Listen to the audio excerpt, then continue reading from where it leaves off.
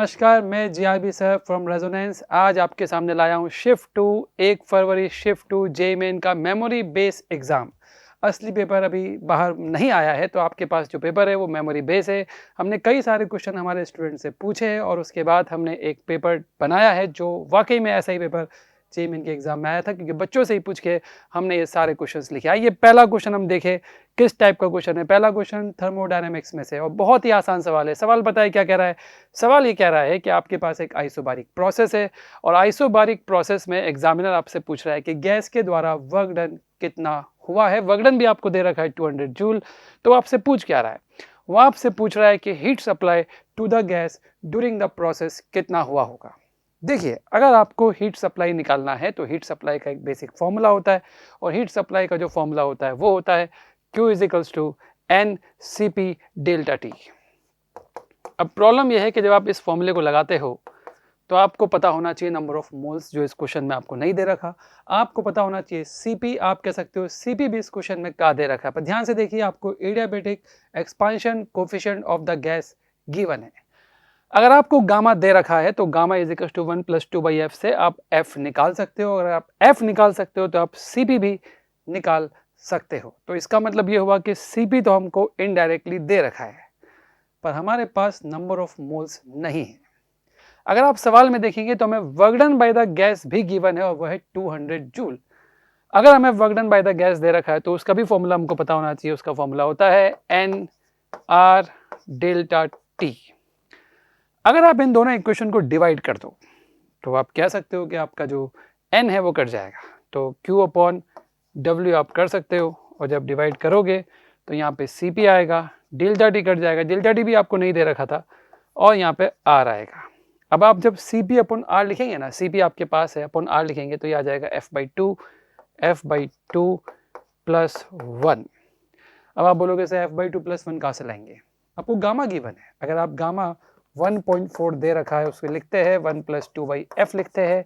यहाँ से आप कह सकते हो कि आपको बहुत आराम से f मिल सकता है या F/2 भी मिल सकता है। अगर आप F/2 की वैल्यू देखेंगे तो F/2 की वैल्यू आएगी 1/0.4, और अगर आप F/2 की जगह यहाँ पर 1/0.4 + 1 करके यहाँ पे Q/W निकाल लोगे, इसको सॉल्व करोगे तो आपको Q की वैल्यू मिल जाएगी। W आपको ऑलरेडी मालूम है 200। आप कह सकते हो कि सर इस W को आप इस तरफ मल्टीप्लाई करिए। W को जैसे ही आप यहाँ मल्टीप्लाई करेंगे, W की वैल्यू 200 है। आप जैसे ही 200 से इसको मल्टीप्लाई करेंगे, इस पूरी वैल्यू को सॉल्व करने पर आपको 700 जूल आंसर मिलेगा। तो इस क्वेश्चन का आंसर होगा आंसर 4। ये सवाल रिलेटिव मोशन का सवाल है और बेहद आसान सवाल है। रिलेटिव मोशन में 2D 3D कई तरह के सवाल आते हैं, लेकिन इस सवाल में सवाल केवल 1D का पूछा गया है, वो भी एकदम आसान सवाल। आप देखोगे आसान क्या है। आसान ये है कि आपके पास दो ट्रेन है, एक नॉर्थ में जा रही है, एक साउथ में जा रही है, दोनों पैरेलल ट्रैक पर जा रही है। आप कह सकते हो कि मान लीजिए ये नॉर्थ डायरेक्शन है और इस तरफ वाला डायरेक्शन साउथ है। तो एक ट्रेन जो इस तरफ चल रही है वो नॉर्थ में चल रही है और एक ट्रेन इस तरफ चल रही है जो कि साउथ में चल रही है। दोनों की वेलोसिटी आपको दे रखी है। ट्रेन ए के बारे में, इसको मैं अगर ट्रेन ए कहूँ, ट्रेन ए की वेलोसिटी 72 किलोमीटर/आवर है और ट्रेन बी की वेलोसिटी इस तरफ 108 किलोमीटर/आवर टुवर्ड्स साउथ आपको दे रखी है। पूछा गया है, पूछा आपसे जा रहा है कि ट्रेन बी की वेलोसिटी ए के रेस्पेक्ट में कितनी होगी। अब इससे आसान सवाल जेईई मेन वाला आपसे नहीं पूछ पाएगा। तो आप बोलोगे रिलेटिव वेलोसिटी निकालनी है, आपको VB/A निकालना है, velocity of B with respect to A। तो आप इस साइड को अगर प्लस मानते हो और इस साइड को माइनस मानते हो तो B की वेलोसिटी जो आप लिखोगे, आपको दो लोगों की वेलोसिटी को माइनस करना है, तो B की वेलोसिटी आप लिखोगे -108 और A की वेलोसिटी आप लिखोगे 72। जब आप इन दोनों को ऐड मतलब सॉल्व करोगे तो ये आएगा -180 किलोमीटर/आवर। माइनस का मतलब क्या है, माइनस का मतलब है इस तरफ मतलब साउथ। तो आपका आंसर होगा 180 किलोमीटर/आवर इन साउथ, और ये ऑप्शन आएगा ऑप्शन थर्ड। तो इस क्वेश्चन का आंसर होगा थर्ड। अगला सवाल इलेक्ट्रोमैग्नेटिक वेव से, और बहुत ही आसान सवाल जेईई मेन ने आपसे पूछा है। पूछा गया है, आपको बोल रखा है कि वैक्यूम में एक वेव है, इलेक्ट्रोमैग्नेटिक वेव है, जिसके बारे में आपको बता रखा है कि उसकी फ्रीक्वेंसी है 60 मेगाहर्ट्ज। तो आपको ये बता रखा है कि फ्रीक्वेंसी ऑफ वेव कितनी है और आपसे पूछा जा रहा है कि वैक्यूम में इस इलेक्ट्रोमैग्नेटिक वेव जिसका फ्रीक्वेंसी आपको गिवन है, इसका लैम्डा कितना होगा? आप बोलोगे सर ये कोई सवाल है? हाँ, ये एक सवाल है। इस सवाल का फॉर्मूला है f lambda is equals to c. It's very simple. इस सवाल में यही फॉर्मूला लगाना है, लैम्डा आपको निकालना है। सी की वैल्यू 3 × 10 की पावर 8 होगी इन वैक्यूम, वो आप लिखिए। फ्रिक्वेंसी आपको मेगा हर्ट्ज में दे रखी है, उसको हर्ट्ज में कन्वर्ट करने के लिए 10 की पावर 6 से आपने मल्टीप्लाई किया। इसको जब आप सोल्व करोगे ना तो आंसर आएगा 5 यानी 5, और इसलिए इसका आंसर होगा आंसर थर्ड। अगला सवाल जेईई मेन वालों ने फोटोन थ्योरी ऑफ लाइट से पूछा है। सवाल ये बोला गया है कि आपके पास एक बल्ब है जिसका पावर आपको दे रखा है 40 वॉट, यानी ये बल्ब जो लाइट एनर्जी वो फेंकेगा, बाहर निकालेगा, वो 1 सेकंड में 40 जूल का एनर्जी ये बल्ब अपनी बॉडी में से निकाल रहा है। आप ऐसा कह सकते हो। पूछा जा रहा है कि अगर ये बल्ब 40 वॉट का है तो ये कितने नंबर ऑफ फोटोन्स एमिट कर रहा है पर सेकेंड। फोटोन थ्योरी ये कहती है कि लाइट फोटोन का बना है, और फोटोन थ्योरी के अकॉर्डिंग अगर 40 वॉट का एनर्जी बाहर निकल रहा है तो वो एनर्जी बाहर फोटोन के रूप में निकल रहा है। हम जानते हैं कि एक फोटोन का एनर्जी का फॉर्मूला होता है h c lambda. H is Planck constant, c is speed of light and lambda is the wavelength of wave जो आपको दे रखा है। एन डॉट का मतलब क्या है? एन डॉट का मतलब है नंबर ऑफ फोटोन्स एमिटेड पर सेकेंड, जो हमको निकालना भी है। और पी का मतलब क्या है? पावर। तो अगर आप इन फॉर्मूलेस को यूज करें, इन सारी वैल्यूज को इसमें रखें, तो आप एन डॉट निकाल पाओगे। कैसे रखेंगे? आप इसकी जगह 40 लिखेंगे, एन डॉट तो आपको निकालना है तो उसको आप कुछ नहीं करेंगे। एच सी बाई लेमडा की जगह आप डायरेक्ट 12400 अपॉन लेमडा की वैल्यू जो एंगस्ट्रॉम में दे रखी है उसे आप लिख सकते हो। परंतु इससे जो एनर्जी निकल के आता है ना बच्चों, वो इलेक्ट्रोवोल्ट में आता है, और यहाँ पर तो जूल पर सेकेंड है, तो इसको इलेक्ट्रोवोल्ट को आपको जूल में भी तो कन्वर्ट करना पड़ेगा। आप बोलोगे कर लेंगे, ऐसे ही करोगे। और फिर जब आप इसको सॉल्व करोगे, थोड़ी सी कैलकुलेशन करेंगे, ज़्यादा कैलकुलेशन तो है नहीं, आपको ये वैल्यू मिलेगी लगभग 8 × 10 की पावर 19 के बराबर। एग्जैक्टली तो नहीं मिलेगी लेकिन लगभग मिलेगी। तो जो ऑप्शंस आपके पास है उसके हिसाब से इसका आंसर होना चाहिए 2।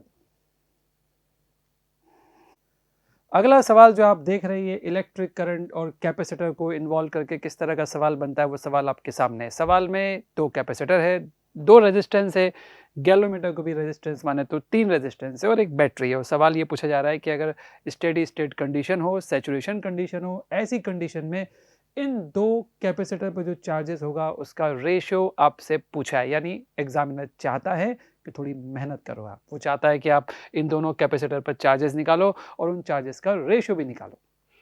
तो आइए हम जानते हैं कि स्टेडी स्टेट कंडीशन में होता क्या है। स्टेडी स्टेट कंडीशन में इन दोनों कैपेसिटर पर जितना चार्ज आना होता है आ चुका होता है। अब इनमें चार्ज आना बंद हो जाता है और अब इस ब्रांच में करंट आना भी बंद हो जाता है। आप बोलोगे सर करंट आना क्यों बंद हो गया? अरे जब इस पे चार्ज ही आना बंद हो गया, जितना चार्ज आना था आ चुका, अब चार्ज नहीं आ रहा, तो इसका मतलब ये कि अब इस सड़क में कैपेसिटर की जो गली है, इस कैपेसिटर की जो गली है, इन दोनों गली में करंट का जाना बंद हो चुका है। तो फिर करंट जा कहाँ रहा है? अरे करंट यहाँ से निकलेगा, यहाँ से निकलेगा, यहाँ से जाएगा, फिर यहाँ से जाएगा, फिर यहाँ से जाएगा, फिर यहाँ से जाएगा, लौट आएगा। आपको यहाँ पे वो करंट दिखाते हैं। मेरा वो करंट जो फ्लो करेगा, मैंने उन दोनों कैपेसिटर को दिखाना बंद कर दिया है क्योंकि मुझे पता है उन गलियों में करंट फ्लो नहीं करेगा। तो जिन 2 गलियों में करंट फ्लो होना बंद हो चुका है, उन दोनों को मैंने अपने डायग्राम में यहाँ पर हटा दिया है, ओपन सर्किट बना दिया है। अब आप सबसे पहले इस करंट को निकालोगे। आप बोलोगे करंट कैसे निकलेगा? इस करंट को निकालने के लिए बैटरी का वोल्टेज आपको गिवन है। ये तीनों रेजिस्टेंस सीरीज में है। जब ये तीनों रेजिस्टेंस सीरीज में है तो आप बैटरी का वोल्टेज डिवाइडेड बाई 6 + 4 + 2, इन तीनों का सम करेंगे तो 12 आएगा और 6/12 होगा 1/2 एम्पियर। काश एग्जामिनर ने करंट ही पूछा होता, पर एग्जामिनर ने करंट नहीं पूछा है। एग्जामिनर आपसे पूछ रहा है कि इस पे चार्ज कितना होगा और इस पे कितना चार्ज होगा। जब आपको उस कैपेसिटर पे चार्ज निकालना है जो इन 2 पॉइंट के बीच में लगा हुआ है, ये रहा, ये 2 पॉइंट है, तो आपको असल में यहाँ से यहाँ तक का पोटेंशियल डिफरेंस निकालना पड़ेगा, क्योंकि जो पोटेंशियल डिफरेंस इन 2 पॉइंट के बीच में होगा वही पोटेंशियल डिफरेंस इस कैपेसिटर के अक्रॉस होगा। और जब तक आप इस पोटेंशियल डिफरेंस को नहीं निकालोगे, आप इस कैपेसिटर पे चार्ज नहीं निकाल पाओगे। तो अगर चार्ज निकालना है तो सबसे पहले आपको इन दोनों के बीच का क्या निकालना पड़ेगा? Potential difference. अब आप बोलोगे सर वो कैसे निकलेगा? अरे तो बड़ा आसान है। आप अगर इसको ए पॉइंट, इसको अगर बी पॉइंट मान लो समझाने के लिए, या ए और सी पॉइंट ही देख लीजिए क्योंकि क्वेश्चन में ए और सी दे रखे, तो आपको असल में वी ए माइनस वी सी निकालना है। और वी ए माइनस वी सी निकालने के लिए आपको यहाँ का पोटेंशियल ड्रॉप और यहाँ का पोटेंशियल ड्रॉप ऐड ही तो करना है। आप कह सकते हो I × 4 and I × 2। तो VAC अगर आप निकालते हो ए और सी के बीच का पोटेंशियल डिफरेंस, तो वो आएगा I into 4 plus I into 2 यानी 1/2 इंटू 4 प्लस 2 6 यानी 3। तो हमको ये मालूम पड़ चुका है कि पोटेंशियल डिफरेंस यहाँ से यहाँ तक का 3 वोल्ट का है। अगर आपको ये मालूम पड़ चुका है कि पोटेंशियल डिफरेंस 3 वोल्ट का है, तो आपको इस पे चार्ज मालूम है, इस पे चार्ज होगा 4 इंटू 3 यानी 12 माइक्रोकूलम। इस पे चार्ज आपने निकाल दिया है। ठीक ऐसे ही आपको इस कैपेसिटर का अगर आपको पोटेंशियल डिफरेंस निकालना है, तो आपको इन दो के बीच का पोटेंशियल डिफरेंस निकालना पड़ेगा। आप बोलोगे सब वो कैसे निकलेगा? ठीक इसी तरह से अगर आप ये भी दो पॉइंट है और आप इन दोनों के बीच का पोटेंशियल डिफरेंस निकालना चाहते हो, तो आपको यहाँ से यहाँ तक पोटेंशियल ड्रॉप निकालना चाहिए, जो कि आएगा I into 2 plus I into 6। तो अगर आप VB, इसको आप B लिखिए और इस पॉइंट को आप D लिखिए। अगर आपको VBD निकालना है तो VBD कैसे निकलेगा आइए वो समझते हैं। आप बोलोगे I into 2 plus I into 6 यानी I इंटू 8, और I कितना है? I है 1/2, तो 1/2 इंटू 8 आप करोगे ना तो ये 4 आएगा। यानी आपको ये मालूम पड़ा कि इसके अक्रॉस पोटेंशियल डिफरेंस है 4 वोल्ट। अगर इसके अक्रॉस पोटेंशियल डिफरेंस 4 वोल्ट है तो इस पे चार्ज होगा 6 इंटू 4 से 24। अब आपको दोनों पे चार्ज पता है और एग्जामिनर आपसे पूछा था कि इस पे जितना चार्ज है और इस पे इतना चार्ज है उसका रेशियो निकालो। तो 12 इस पे है, 24 इस पे है। अगर आप रेशियो निकालोगे तो वो आएगा 12/24 यानी 1/2। तो आप कह सकते हो कि इस क्वेश्चन का आंसर जो है वो होगा 1/2। तो इसका आंसर होगा आंसर 1। अगला सवाल काइनेमेटिक्स से। काइनेमेटिक्स में भी सवाल एक्सेलरेशन निकालने का, और आपको उसके लिए velocity as a function of displacement या as a function of x given है। एग्जामिनर आपसे पूछ रहा है कि अगर पार्टिकल की वेलोसिटी एक्स पे ऐसे डिपेंड कर रही है 4√x, तो बताइए इस पार्टिकल का एक्सेलरेशन कितना होगा। आप जानते हैं जब वेलोसिटी x का फंक्शन होता है तो हम एक्सेलरेशन का फॉर्मूला v dv/dx यूज कर लेते हैं, तो हम वो यूज करेंगे। उसके लिए हमें v की वैल्यू रखनी पड़ेगी 4√x और dv/dx हमको निकालना पड़ेगा। यानी ये जो फंक्शन आपको दे रखा है वेलोसिटी जो x का फंक्शन है, आपको उसका डिफरेंशिएशन करना पड़ेगा और उसे यहाँ पे रखना पड़ेगा। आप लोग उसे कैसे रखेंगे? डिफरेंशिएट करेंगे। उसमें क्या है, पहले 4 आ जाएगा बाहर, x की पावर हाफ है तो हाफ आ जाएगा, और फिर x की पावर हाफ माइनस 1 करेंगे तो वो 1/√x आ जाएगा। तो आप कह सकते हो कि 16/2 8 हो जाएगा, यहाँ पे √x होगा और यहाँ पे 1/√x होगा। जब आप इन सबको सॉल्व करेंगे तो आपको आंसर मिलेगा 8, यानी इस क्वेश्चन का आंसर होगा 8, यानी आंसर होगा 3rd। सवाल है एनएलएम का और बहुत ही आसान सवाल। ना पुली है, ना ब्लॉक है, ना फ्रिक्शन है, ना 3-4 ब्लॉक है क्या? एक पार्टिकल है जिसका मास 4 kg है, उस पर दो फोर्स एक साथ लग रहे हैं। Force I cap J cap K cap form में दे रखे, और एग्जामिनर पूछ रहा है कि अगर ये दो फोर्स इस पार्टिकल पे लग रहे हैं तो इस पार्टिकल का एक्सेलरेशन कितना होगा। आप बोलोगे ये भी कोई सवाल है? हाँ सवाल तो है। तो दो फोर्स आपके सामने, इन दोनों फोर्स को ऐड करके आप नेट फोर्स निकाल सकते हो। और आप जानते हो न्यूटन के अकॉर्डिंग अगर net force, Newton second law के अकॉर्डिंग, अगर एक पार्टिकल पे कई सारे फोर्स लग रहे तो उन सारे फोर्स का समीशन नेट फोर्स रिजल्टेंट बराबर होता है ma के।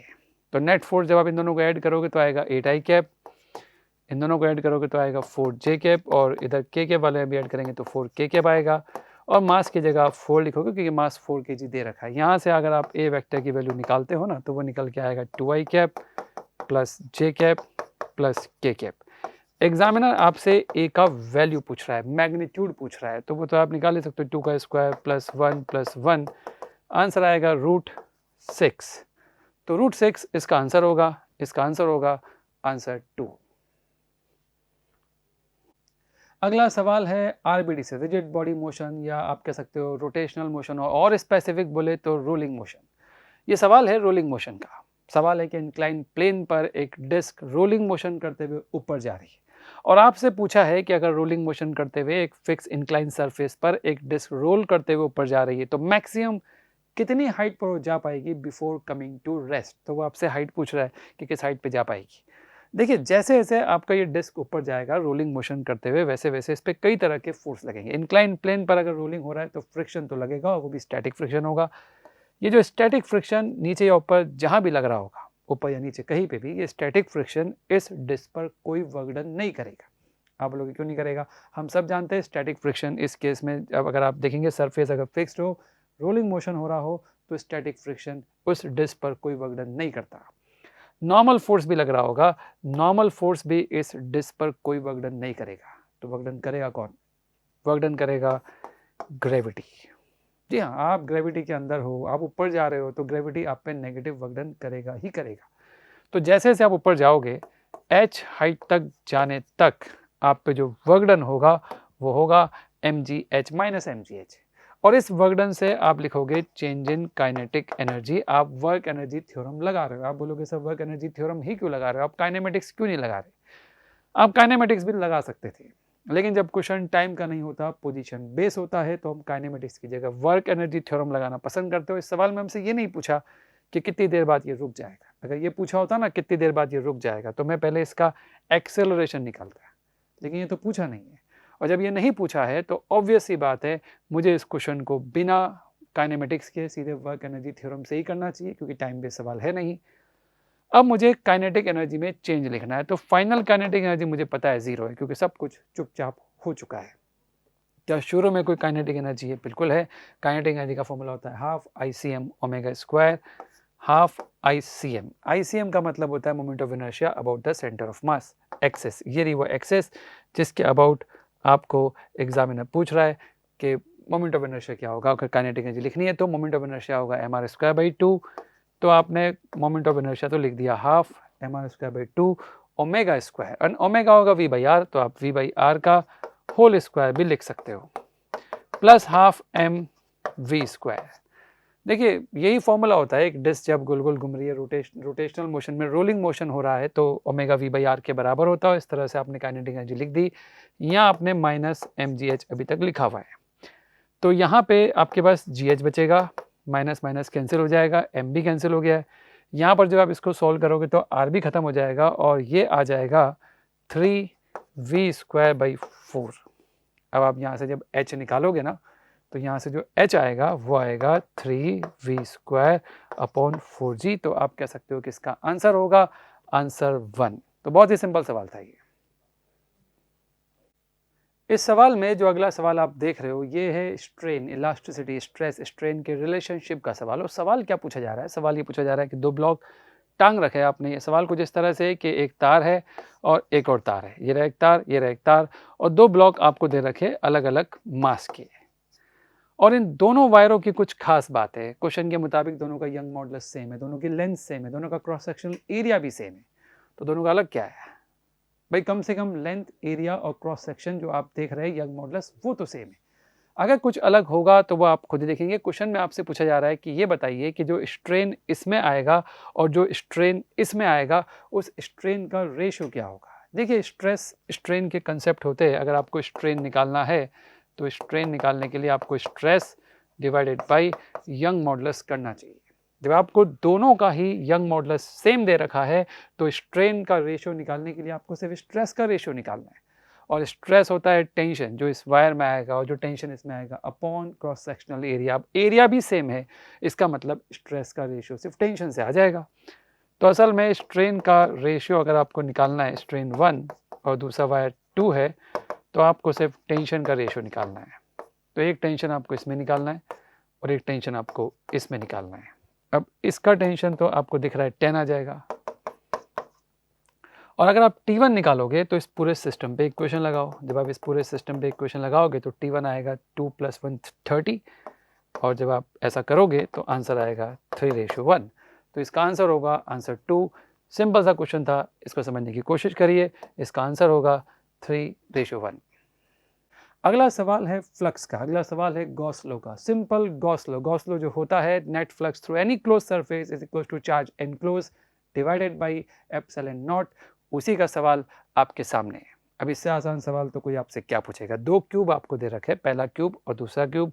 एक आउटर क्यूब है और एक इनर क्यूब है। दोनों क्यूब में कुछ चार्जेस भी रखे हुए। इनर क्यूब में 2 कूलम चार्ज दिखा रखा है फिगर में, और अगर आप आउटर क्यूब और इनर क्यूब के बीच में देखें तो एक चार्ज और है 3 कूलम। अब पूछा क्या है, आउटर क्यूब से फ्लक्स पूछा है और उसको डिवाइड करना है, रेशियो पूछा है इनर क्यूब से जो फ्लक्स आएगा उससे। तो अगर आप इससे फ्लक्स निकालना चाहते हो तो आप ये चेक करो कि इसके अंदर कुल चार्ज एनक्लोज है कितना। अगर आप टोटल चार्ज देखोगे तो 3 कूलम + 2 कूलम आप कह सकते हो 5 कूलम आ जाएगा। अपॉन एप्सिलॉन नॉट तो आप करोगे ही। और ऐसे ही इनर का फ्लक्स निकालना है। इस क्यूब के अंदर कुल चार्ज 2 कूलम है, तो 2 coulomb divided by epsilon not करोगे और जब उसको सॉल्व करोगे ना तो ये 5/2 आएगा। तो इसका आंसर होगा आंसर थर्ड 5/2। अगला सवाल इलेक्ट्रिक करंट से, वो भी मीटर ब्रिज पर। और मीटर ब्रिज पर सवाल कैसा है वो देखिए। सवाल में आपको सबसे पहले मीटर ब्रिज में ये बता रखा है कि एक तरफ 2 ओम है, एक तरफ R है और इस समय ये बैलेंस कंडीशन में है। और बैलेंस लेंथ के बारे में आपको बता रखा है कि ये बैलेंस लेंथ 40 सेंटीमीटर है। फिर ये बोला जा रहा है कि आपने इस R के पैरेलल में एक 2 ओम रेजिस्टेंस लगा दिया और जब आपने R के पैरेलल में 2 ओम रेजिस्टेंस लगाया तो आपसे पूछा जा रहा है कि पैरेलल में लगाने के बाद जो नई बैलेंस लेंथ आएगी ए से ही उसकी जो नई डिस्टेंस होगी वो और इसमें डिफरेंस कितना है। सवाल असल में ये पूछा जा रहा है। तो आपको दो लोगों के बीच में जो है डिफरेंस निकालना है। एक पहली बैलेंस लेंथ तो आपको दे रखी है, लेकिन दूसरी बैलेंस लेंथ आपसे पूछी है। देखो एक बात तो कंफर्म है कि आपको सबसे पहले जो इनिशियल बैलेंस लेंथ दे रखी है उससे आप इस कैपिटल आर की वैल्यू निकाल सकते हो, जो शुरुआत में आपको नहीं पता। कैसे निकालोगे? This upon this and this length upon this length. ये लेंथ आएगी 60, क्योंकि टोटल 100 सेंटीमीटर होता है। 40 माइनस करोगे तो 60 आएगा। तो हमने 2 अपॉन आर एंड 40 अपॉन 60 करके आर का वैल्यू 3 ओम निकाल दिया है। अब इसी 3 ओम के पैरेलल में आपने 2 ओम लगाया, ये रहा, लगा दिया। और अब बैलेंस लेंथ आपको पता नहीं है। ये नई बैलेंस लेंथ निकालने के बाद इसमें से आपको 40 को माइनस भी करना है। तो अभी तो ये x है, तो ये होगा 100 माइनस x। और जो व्हीटस्टोन ब्रिज की बैलेंसिंग कंडीशन होती है this upon this whole resistance, इस पूरे को एक रेजिस्टेंस आप निकाल सकते हो। ये आएगा 3 × 6, 6/5। इन दोनों का पैरेलल कॉम्बिनेशन 6/5 होगा। और आप बोल सकते हो 2 upon 6/5 is equals to x upon 100 minus x। आप जब इसे सॉल्व करोगे तो ये जो निकल के आएगा ना, ये निकल के आएगा 62.5 सेंटीमीटर, ये निकल के आएगा। और जब आप कैलकुलेशन x निकाल चुके होंगे तो आपको चेंज निकालना है, कितना चेंज आया। तो अभी जो बैलेंस लेंथ आ रही है वो इतनी आ रही है और पहले कितनी थी? पहले थी 40। तो आप जब इन दोनों को माइनस करेंगे ना तो आपको जो मिलेगा वो मिलेगा 22.5 सेंटीमीटर। इसलिए इसका आंसर होगा आंसर 2। अगला सवाल जो आप देख रहे हो ये सरफेस टेंशन से, और सरफेस टेंशन में मोर स्पेसिफिकली ये सरफेस एनर्जी का सवाल है और बड़ा आसान सवाल है। सवाल में आपसे बोला जा रहा है कि एक बहुत बड़ी ड्रॉप आप बना रहे हो जिसमें आपने 1000 ड्रॉप्स को मिला करके आपने एक सिंगल ड्रॉप बनाई। तो 1000 ड्रॉप मिला करके आपने एक सिंगल ड्रॉप बनाई है और फिर पूछा जा रहा है कि जो सिंगल ड्रॉप आपने बनाई है उसकी जो सरफेस एनर्जी होगी उसका आपको रेशियो निकालना है उन सारी ड्रॉप की सरफेस एनर्जी से। तो एक काम करते हैं, सबसे पहले अपन ये सोचते हैं कि जो नई ड्रॉप बनेगी या जो पुरानी भी ड्रॉप है उनकी सरफेस एनर्जी का फॉर्मूला क्या होता है। तो देखिए सरफेस एनर्जी का फॉर्मूला होता है सरफेस टेंशन इनटू एरिया। अब ड्रॉप का एरिया कैसे निकालते हैं? 4πr²। यानी अगर आपको सरफेस एनर्जी निकालना है तो आपको एरिया निकालना पड़ेगा। एरिया के लिए आपको रेडियस चाहिएगा।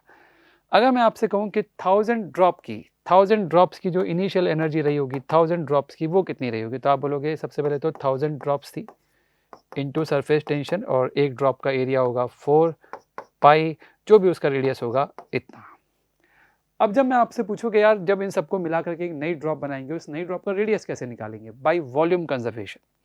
देखिए लिक्विड ड्रॉप लिक्विड है तो लिक्विड में वॉल्यूम कंजर्वेशन होता है। गैस में नहीं होता लेकिन लिक्विड में होता है, सॉलिड के अंदर भी होता है। तो लिक्विड का शुरुआत में जो वॉल्यूम था एक ड्रॉप का वो था 4/3πr³ और आपने ऐसी 1000 ड्रॉप मिलाई है, ये 1000, तो आपने 1000 × 4/3πr³ किया। ये पूरा वॉल्यूम एक सिंगल ड्रॉप का आएगा, वो ये रही। यहाँ से आपने R निकाला 10R। R आपके पास आ चुका है 10R। अब आप बोलोगे R आ गया तो क्या होगा? अरे R आ गया तो फाइनल एनर्जी निकाल सकते हो। फाइनल एनर्जी होगी जो एक सिंगल ड्रॉप की होगी, वो होगी टेंशन इनटू 4π, जो नया रेडियस आ रहा है ना 10R, वो लिखो आप। और आपको यही तो पूछा है कि जो नई ड्रॉप आएगी UF और जो टोटल इनिशियल जो शुरुआत में सारी ड्रॉप की एनर्जी थी उन दोनों का रेशियो आपको निकालना है। तो जब डिवाइड करोगे T खत्म, 4π खत्म, R² खत्म, 10 का स्क्वायर 100 आएगा और यहाँ पे आएगा 1000। आप जब इसको पूरे को सॉल्व करेंगे तो ये 1/10 निकल के आएगा। तो इसका आंसर होगा 1/10, 1।